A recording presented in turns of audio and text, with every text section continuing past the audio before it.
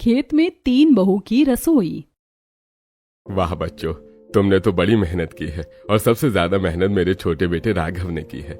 राघव की ही मेहनत से आज हमारा खेत इतनी अच्छी फसलों से भरा हुआ है। सही कह रहे हैं पापा, राघव ने दिन रात एक किए हैं हमारे खेत के लिए। अरे नहीं, ये मेरे अकेले की मेहनत नहीं है, हम तीनों भाइयों ने मिलकर मेहनत की है। सबसे ज्यादा मेहनत तो तूने की है, इसका सारा श्रेय तुझे ही जाता है। रामलाल अपने तीनों बेटों के साथ कुछ देर अपने हरे भरे खेत को अच्छे से देखता है और फिर आ गए बच्चों।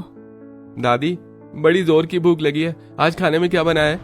अरे बेटा, ये क्या जुर्म कर दिया? तेरी माँ जो अमीर बहू लेकर आई है वो रसोई में जाए तब तो कुछ बनेगा। मतलब शिल्पा ने आज भी खाना नहीं बनाया? शिल्पा और सुहानी बाहर आती हैं। शिल्पा, आज खाने में क्या बनाया है? मैं क्यों खाना बनाऊंगी? तो सुहानी, तुमने कुछ बनाया है? मैंने भी खाना नहीं बनाया है। अरे बहुओं, रसोई में जाओ, खाना बनाओ। आज किसी का उपवास नहीं है, सभी के पेट में गुड़गुड़ हो रही है भूख की वजह से। मैं इस घर की बहू हूँ, नौकरानी नहीं जो रसोई में जाकर खाना बनाऊं। जिसे भूख लगी है वो खुद बनाकर खा ले और हमारे लिए भी बना देना। बहू, ये क्या तरीका अपनी दादी सास से बात करने का? रामलाल की आवाज सुनकर शारदा बाहर आती है। क्यों डांटा मेरी बहुओं को? तुमने सुना शिल्पा बहू ने माँ से कैसे बात की? क्या हुआ शिल्पा बहू? देखिए ना मम्मी जी, ये लोग हमें रसोई में जाकर खाना बनाने बोल रहे हैं। मेरी बहुएं रसोई में नहीं जाएंगी, आप लोगों को खाना ही खाना है ना, मैं बना कर लाती हूँ। इतना कहकर शारदा रसोई में चली जाती है और गैस चूल्हा जलाकर चावल और दाल चढ़ाती है और सब्जियां काटने लगती है। मेरे दोनों बड़े बेटों की शादी हो गई है, वो भी इतनी अमीर बहुओं से जो भर भर कर दहेज लाई है। अगर मैं इनसे काम करवाऊंगी तो कहीं नाराज ना हो जाए। आगे मुझे अपने छोटे बेटे की शादी उनकी छोटी बहन से भी तो करनी है। इसी तरह बातें करते हुए शारदा सब्जी छौंकने लगती है। बस कुछ दिन और फिर अपने छोटे बेटे की शादी भी इन अमीर बहुओं की कुंवारी बहन से करवा दूंगी, फिर से मुझे मोटा दहेज मिलेगा। यही सोचते हुए शारदा खाना बनाती है और सभी को परोसती है। वहीं शिल्पा और सुहानी का खाना उनके कमरे में परोसती है। कुछ दिन बीतते हैं। रामलाल अपने तीनों बेटों के साथ पैसों से भरा काला ब्रीफकेस लेकर अपने खेत में मिठाई बांट रहा होता है। अरे भैया, आज यहाँ मिठाई क्यों बांट रहे हो?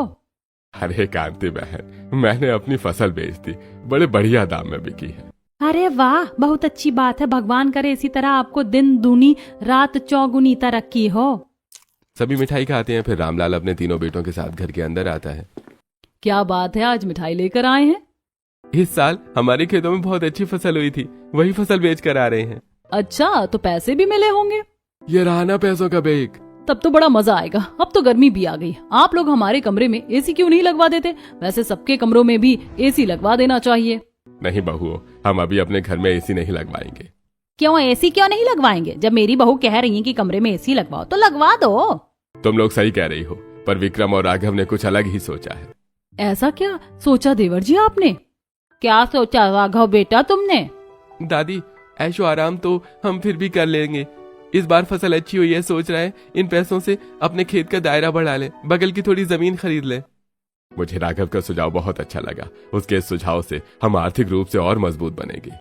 ये बाप बेटे बड़े पागल हैं। इनके थोड़े से पैसे बचाने के चक्कर में मेरी अमीर बहुएं नाराज होकर अपनी बहन से राघव की शादी के लिए मना करवा दिया तो मेरा बहुत बड़ा नुकसान हो जाएगा। अरे बहुओं, तुम फिक्र मत करो, मैं तुम्हारे कमरे में एसी लगवा दूंगी। इतना कहकर शारदा रसोई घर में आती है और खाना बनाने लगती है। शारदा कुछ ही देर में खाना बना लेती है और डाइनिंग टेबल पर परोसती है और अपने घुटने पकड़कर कुछ भी डाइनिंग टेबल पर बैठती है। रसोई घर में खाना बनाते हुए तो मेरे घुटनों में दर्द हो जाता है। थोड़ी और अमीर बहू लेकर आती, फिर कपड़े धोते समय हाथ में छाले भी पड़ते। क्या माँ जी, आप जब देखो मुझे ताने मारती रहती हैं। मेरी इतनी प्यारी फूल सी बेटियों जैसी बहुएं हैं। मैं तो सोच रही थी राघव की शादी बहुओं की छोटी बहन से करवा दूं, कितना अच्छा रहेगा ना। इसमें अच्छा क्या रहेगा बहू? माँ जी तीनों बहनें साथ मिलकर ससुराल संभालेंगी और बहुएं भी अपनी बहनों के साथ खुश रहेंगी। हाँ माँ जी, फिर तो मजा ही आ जाएगा। सही कहा माँ जी, हम तीनों बहनें साथ रहेंगी। नहीं माँ, मैं भाभी की छोटी बहनों से शादी नहीं करूंगा। अरे क्यों? तू तो माँ के फैसले से मना कैसे कर सकता है? भैया, आप समझ नहीं रहे हैं। माँ ऐसा इसलिए कर रही है ताकि उन्हें मोटा दहेज मिले और मैं बिकना नहीं चाहता। नहीं बेटा, तू गलत सोच रहा है, ऐसा कुछ भी नहीं है। क्या खूब पहचाना है देवर जी ने माँ जी को। नहीं माँ, ऐसा नहीं होगा। और वैसे भी मैं किसी और लड़की को पसंद करता हूँ। कौन है वो डायन जिसने मेरे बेटे को फंसाया है? अरे शारदा, जवान बेटा है हमारा, ये क्या तरीका है बात करने का? लड़की हमारे पास की ही है, सेजल नाम है। अच्छा, क्या काम करते हैं उसके पापा? कैसा घर खानदान है?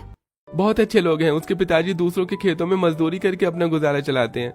तुम एक ऐसी लड़की के लिए मना मेरी बहन से शादी करने से मना कर रहे हो जिसके पिताजी दूसरों के खेतों में काम करते हैं?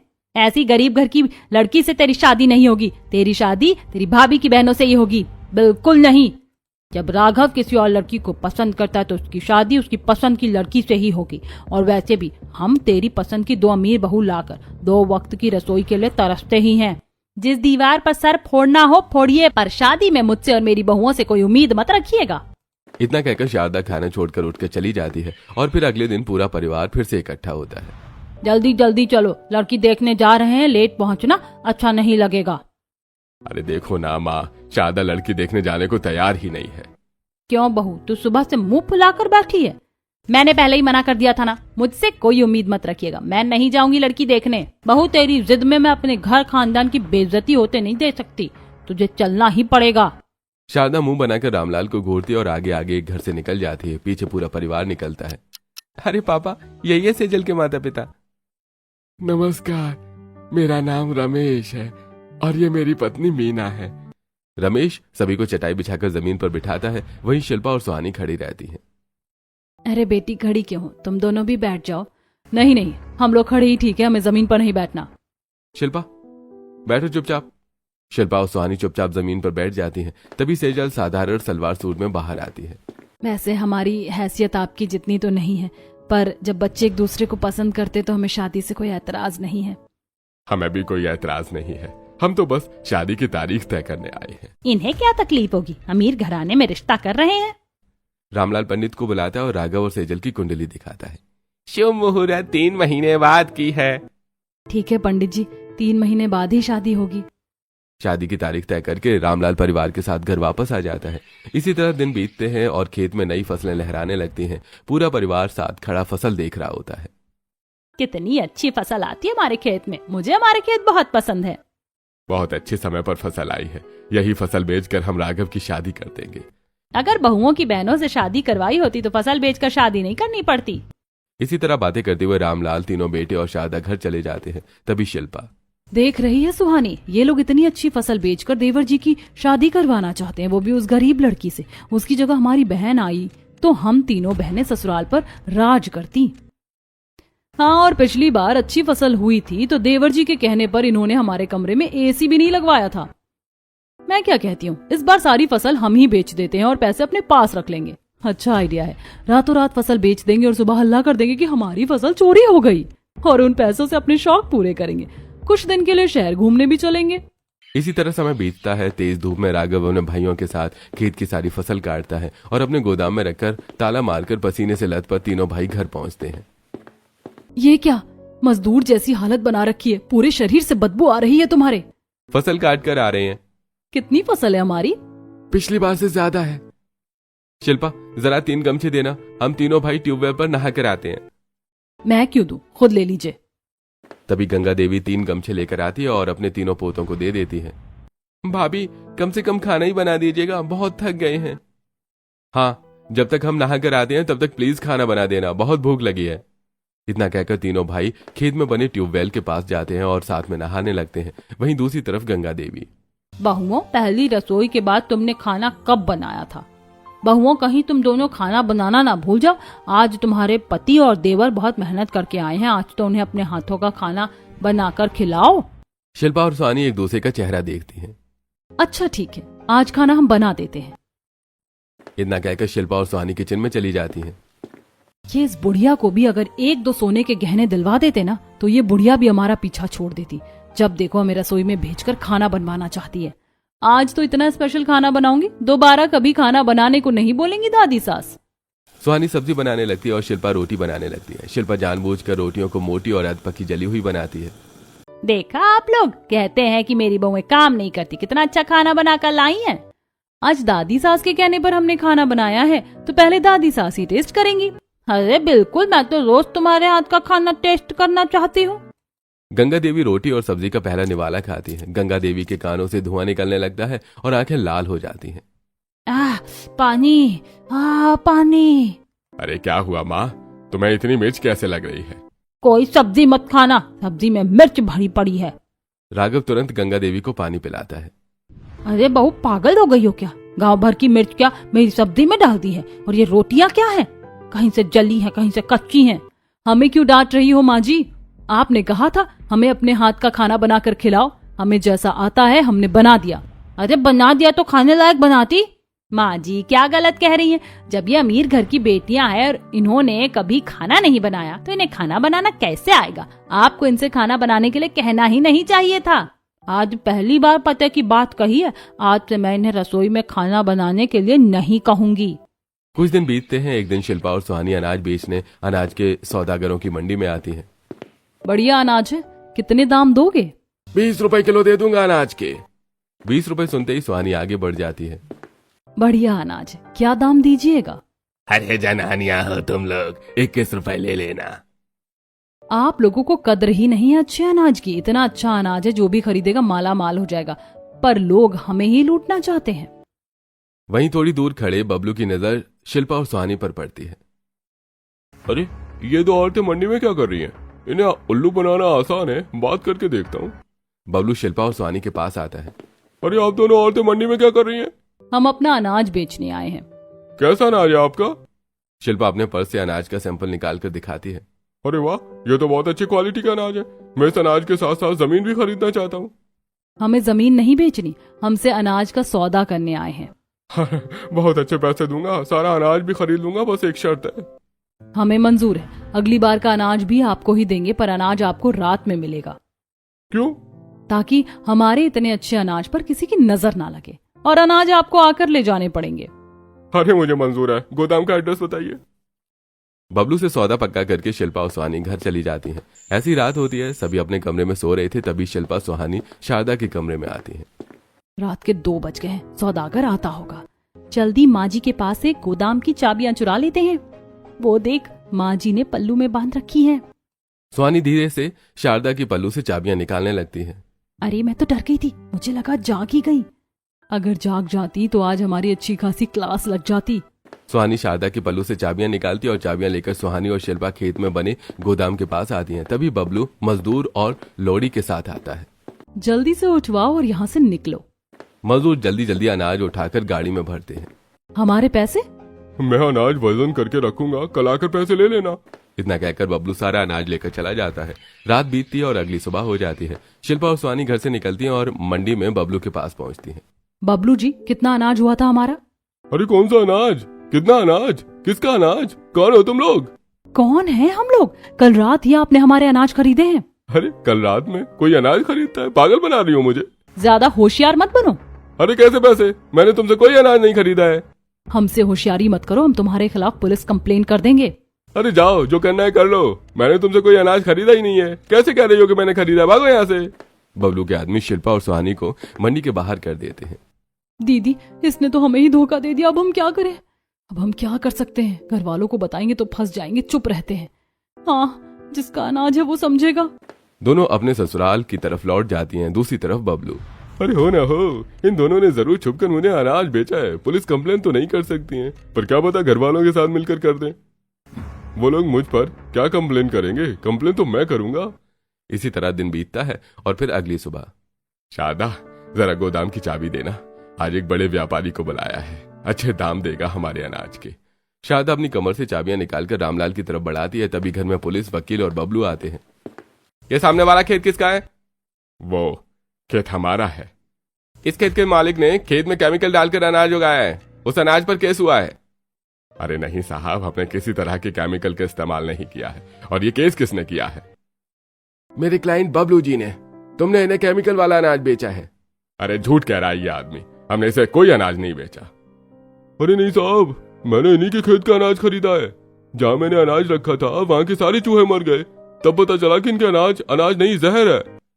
ये सच कह रहा है। तुम्हारे अनाज का फॉरेंसिक लैब में टेस्ट हुआ है। तुमने केमिकल वाला अनाज बेचा है। कोर्ट ने तुम पर 10 लाख रुपए का फाइन किया है। साहब, जरूर कोई गलत फहमी है। आप मेरे साथ चलिए, मैं आपको दिखाता हूँ। मेरा सारा अनाज गोदाम में रखा हुआ है। रामलाल चाबी लेकर अपने बेटों के साथ गोदाम में आता है और दरवाजा खोलता है। गोदाम पूरी तरह से खाली होता है। और देखिए साहब, पूरा गोदाम खाली है। गिरफ्तार कर लीजिए इनको। साहब, जरूर कुछ गड़बड़ है। इस आदमी ने हमारे अनाज चोरी करके फर्जी रिपोर्ट लिखवाई है। हाँ साहब, पूछिए इससे, किसने बेचा है, जरा नाम बताइए। अरे साहब, 2 औरतें थी, शिल्पा और सुहानी, उन्होंने ही अनाज बेचा है। क्या? शिल्पा और सुहानी? ऐसा हो ही नहीं सकता, हमारी पत्नियां बिना हमसे पूछे अनाज नहीं बेचेंगी। पुलिस सभी को लेकर दोबारा घर आती है और शिल्पा और सुहानी को बाहर बुलाती है। तुम यहाँ क्या कर रहे हो? देखिए, ये लोग मुझे पहचानती हैं, इन्होंने ही मुझे अनाज बेचा है। बहू, तुमने इन्हें हमारे खेत का अनाज बेचा है? सच सच बताओ। ये कह रहा है कि हमारे अनाज में जहर मिला हुआ है। हाँ, हमने इसे अनाज बेचा है, पर इसने हमें पैसे ही नहीं दिए अभी तक। इससे कहो कि हमारे पैसे दे। मैं अनाज के पैसे दूं? जहर के क्या पैसे दूं? इंस्पेक्टर साहब, गिरफ्तार कर लीजिए इन दोनों को। 10 लाख रुपए आपको फाइन भरने पड़ेंगे, और अगर चाहते हैं कि आपकी बहुएं गिरफ्तार न हो तो 10 लाख रुपए इन्हें मुआवजा देना पड़ेगा। अरे हमें मंजूर है, हम सारा फाइन भर देंगे। हाँ बिल्कुल, मेरी बहुएं बहुत अमीर है, 20 लाख रुपए उनके लिए बड़ी बात नहीं है। माँ जी, हमारे पास कहाँ से 20 लाख रुपए होंगे? घर की इज्जत बचाने के लिए रामलाल अपने पूर्वजों का बनाया घर बेच देता है और खेत में बनी एक छोटी सी झोपड़ी में अपने परिवार के साथ रहने चला आता है। ये भगवान, ये क्या हमारे खेत में इतने सारे कीट पतंगे और केचुए मरे पड़े हैं? लगता है वो आदमी सही कह रहा था, इन्होंने जरूर केमिकल का इस्तेमाल किया अपने खेत में। अरे वही तो मैं सोच रही थी कि इतनी उपज कैसे हो रही है इनके खेत में। कहते हैं छोटे बेटे की मेहनत है, अब पता चला किसकी मेहनत है। आप लोग गलत समझ रहे हैं, हमने कोई केमिकल का इस्तेमाल नहीं किया। अरे वो तो देख रहा है, ये केंचुए किसान के दोस्त होते हैं, जमीन को उपजाऊ बनाते हैं। ये मरे पड़े हैं आपके खेत में, आपको तो जेल ही हो जानी चाहिए थी। भैया, आजकल तो पैसों का जमाना है, पैसे देकर बच गए हैं, पर अब हम इनसे कोई नाता रिश्ता नहीं रखने वाले हैं। हाँ हाँ, अब ये झोपड़ी में मरे चाहे जिए, हमें इनसे कोई मतलब नहीं। चलो सब यहाँ से। आप दोनों यहाँ? हाँ, हमें खबर मिली तो हम भागे चले आए। क्या गड़बड़ है? अरे न जाने किसकी नजर लग गई भाई साहब, हमारा इतना उपजाऊ खेत बंजर शमशान बन गया है। सारी फसल भी सरकार ने जब्त कर ली, हमारा घर भी हमें बेचना पड़ा और अब इस छोटे से झोपड़ी में रहना पड़ रहा है। मैं ज्यादा तो मदद नहीं कर सकता, पर ये कुछ रुपए हैं, ये रख लीजिए। अरे भाई साहब, पैसों के लिए धन्यवाद, पर हम अपना तय किया रिश्ता तोड़ रहे हैं। 1 हफ्ते में शादी है, हम शादी नहीं करवा पाएंगे। आप अपनी बेटी की शादी कहीं और करवा लीजिए। नहीं भाई साहब, ऐसा कभी नहीं होगा। हमारी बेटी ने आपके बेटे को दिल से अपना पति मान लिया है, पर अब हमारी पहले जैसी स्थिति नहीं रही। अब तो हम आपसे भी नीचे तबके में गिने जाएंगे। चाहे कुछ भी हो, हमारी बेटी की शादी आपके बेटे से तय हुई है, तो शादी भी उसी से होगी। इतना कहकर रमेश और मीना वहां से चले जाते हैं। रामलाल अपने परिवार के साथ झोपड़ी में रहने लगता है और खेत में शारदा एक मिट्टी का चूल्हा बनाती है। इसी तरह कुछ दिन बीतते हैं। शादी की तारीख के दिन मंदिर में रमेश राघव और सेजल की शादी करवाता है। सेजल शादी के बाद अपने ससुराल आ जाती है। शारदा, बहू का गृह प्रवेश करवाओ। मैंने इसे कभी बहू नहीं माना, मैं इसका गृह प्रवेश नहीं करवाऊंगी। बहू, इस परिस्थिति में भी इसने तेरे बेटे का हाथ थामा और तू कहती कि तू इसका गृह प्रवेश नहीं करवाएगी। चुपचाप छोटी बहू का गृह प्रवेश करवा। शारदा मुंह बनाकर सेजल का गृह प्रवेश करवाती है और झोपड़ी के एक कोने में सेजल अलग बिस्तर लगाकर सो जाती है। दादी सासू माँ, आज तो मेरी पहली रसोई है ना, बताइए क्या बनाना है? अरे दिखावा तो देखो, हमारे पास कुछ नहीं बचा है तो पूछती है कि क्या बनाना है। बहू, अपनी जेठानियों की बातों पर ध्यान मत दे। हमारे पास इस समय राशन में सिर्फ आटा और थोड़ी सी दाल बची है, रोटी और दाल ही बना ले। ठीक है दादी। सेजल चूल्हे के पास जाती है, चूल्हा जलाकर दाल चढ़ा देती है और आटा गूंथकर तवे पर रोटियां सेकती है और सभी को परोसती है। अरे बेटी, हमने हर तरह का खाना खाया है, पर तेरे हाथ की रोटी और दाल जैसी स्वादिष्ट रोटी दाल कभी नहीं खाई। शारदा, तेरी अमीर बहू से अच्छी रोटी बनाई है कि नहीं तेरी छोटी बहू ने? रोटी दाल तो बहुत स्वादिष्ट लग रही है, पर कैसे? सेजल, तुमने बहुत अच्छी रोटी बनाई, दाल बनाई, माफ करना, मैं तुम्हें इससे ज्यादा कुछ नहीं दे सकता। इसी तरह सेजल की पहली रसोई पूरी होती है। दोपहर होती है। विकास, विक्रम और राघव उदास खेत में बैठे होते हैं। दूसरी तरफ शारदा झोपड़ी में बैठकर अखबार से हवा कर रही होती है। माँ जी, यहाँ ना पंखा है ना लाइट, हम यहाँ कैसे रहेंगे? बहुत गर्मी लग रही है। अरे बहू, गर्मी तो मुझे भी लग रही है, पर मैं क्या करूँ, यही हमारे भाग्य में लिखा है। नहीं माँ जी, ये हमारे भाग्य में नहीं लिखा है, ये उस गरीब लड़की के भाग्य का लिखा है। उससे रिश्ता तय होने के बाद ही हमारे साथ ये सब हुआ है। मनहूस है वो। सही कह रही हो बड़ी बहू, पर माँ जी इसमें हमारी क्या गलती है? हम क्यों गर्मी सहे? अरे नाराज मत हो बहुओं, बैठो, मैं तुम्हें हवा करती हूँ। शारदा अपनी अमीर बहुओं को अखबार से हवा करने लगती है। दूसरी तरफ सेजल राघव के पास आती है। क्या हुआ, आप इतने परेशान क्यों हैं? हमारे लिए हमारी खेत ही रोजगार थी, अब खेत उपजाऊ नहीं रही, मिट्टी खराब हो चुकी है, अब क्या करेंगे यही सोच रहा हूँ। किसने कहा कि हमारी मिट्टी खराब हो गई है? जमीन माँ होती है और माँ बीमार पड़ सकती है, खराब नहीं हो सकती। क्या कहना चाहती हो तुम? हमारे खेत दोबारा उपजाऊ होंगे, मुझे यकीन है। जरा देखो, पूरे खेत में केंचुए मरे पड़े हैं, मिट्टी भुरभुरी हो गई है, इसमें घास उगाना मुश्किल है। अगर मेहनत की जाए तो चट्टान तोड़कर रास्ता बनाया जा सकता है, तो बंजर जमीन को उपजाऊ क्यों नहीं बनाया जा सकता? आप देखते रहिए, हमारे खेत फिर से सोना उगलेंगे। इतना कहकर सेजल कुदाली लेकर खेत की मिट्टी कढ़ाई में भरकर एक तरफ फेंकने लगती है। ये क्या कर रही हो तुम? कीट पतंगे मारे हैं, इसका मतलब खेत की ऊपरी मिट्टी खराब हुई है, अंदर मिट्टी अभी भी अच्छी है। रुको, मैं भी हाथ बटाता हूँ। राघव भी कुदाली उठाकर मिट्टी हटाने लगता है। तेज धूप में सेजल पसीने से लथपथ हो जाती है। सेजल, तुम बहुत थक गई हो, थोड़ा आराम कर लो, मैं ये काम कर लूंगा। नहीं, मैंने खुद से वादा किया है कि मैं ये जमीन उपजाऊ बनाऊंगी। सेजल कड़ी धूप में मिट्टी फेंकती रहती है और पूरा दिन बीत जाता है। सेजल मिट्टी की खराब मिट्टी हटाकर खेत में बनी रसोई में आती है। तुम रसोई घर में क्यों आई हो? आप लोग घर जाइए, मैं खेत के रसोई घर में खाना बनाकर आती हूँ। नहीं बहू, तुम भी बहुत थक गई हो, घर चलो, तुम्हारी जेठानियां आज खाना बना लेंगी। तभी शारदा अपनी अमीर बहुओं के साथ खेत में रसोई घर में आती है। क्यों, मेरी अमीर बहुएं खाना क्यों बनाएंगी? बड़ा कह रहे थे ना कि मुश्किल वक्त में हाथ थामना है, तो बनाने दो इसी को खाना। बहू ने दिन भर खेत में मेहनत की है और तुम कहती हो कि बनाने दो इसे खाना। आप लोग झगड़ क्यों रहे हैं? आप लोग घर जाइए, मैं कह तो रही हूँ, मैं खाना बनाकर लाती हूँ, जाइए आप लोग। रामलाल सभी को लेकर घर के अंदर चला जाता है और सेजल चूल्हा जलाकर रोटी और दाल बनाती है और सभी को परोसती है। सभी खाना खाकर सो जाते हैं। अगली सुबह होती है। ये हमारी गरीब देवरानी कहाँ चली गई, दिख नहीं रही है। अरे दीदी सुबह सुबह ही खेत में चली गई है, ये रोज रोज खेत में कर क्या रही है? शिल्पा और सुहानी खेत में आती हैं, जहाँ सेजल माथे पर मिट्टी उठाकर ला रही होती है। ये क्या कर रही हो? लगता है ये नदी से मिट्टी लेकर आ रही है। दीदी, लग रहा है ये खेत को उपजाऊ बनाने का जुगाड़ कर रही है। अगर इसने खेत ठीक कर दिया तो हमारा क्या होगा?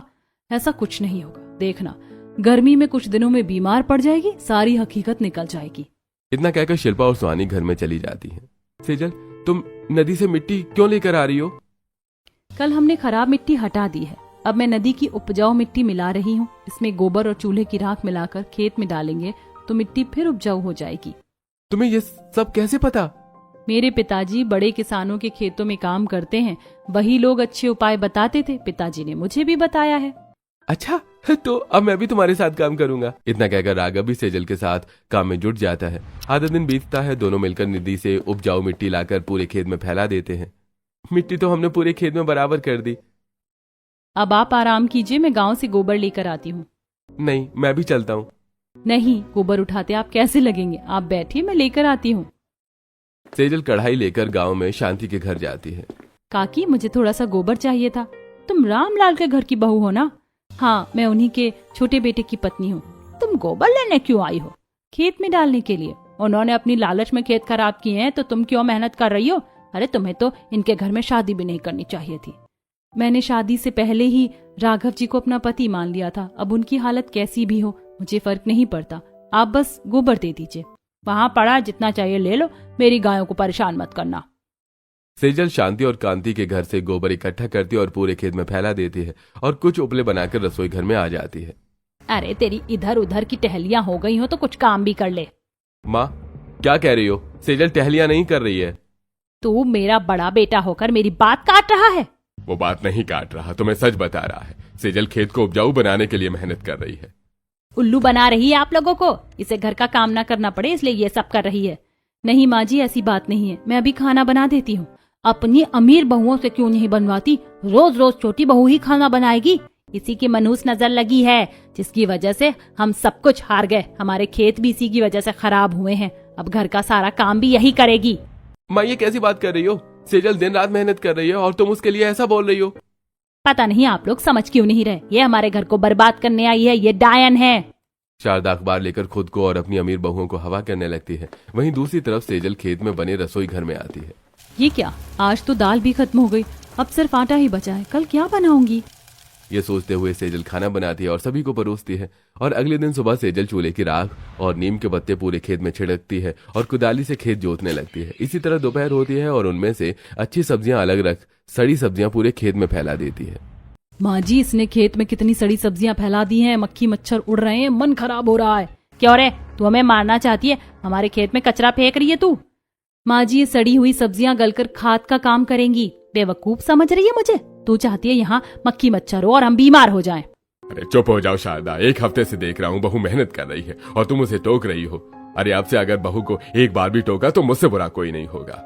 इसी तरह दिन बीतते हैं और एक दिन सेजल और राघव मिलकर नदी से खेत तक नहर खोद लेते हैं, जिससे पानी सीधे खेत में आने लगता है। कुछ हफ्ते बीतते हैं, खेत में नई घास उगने लगती है।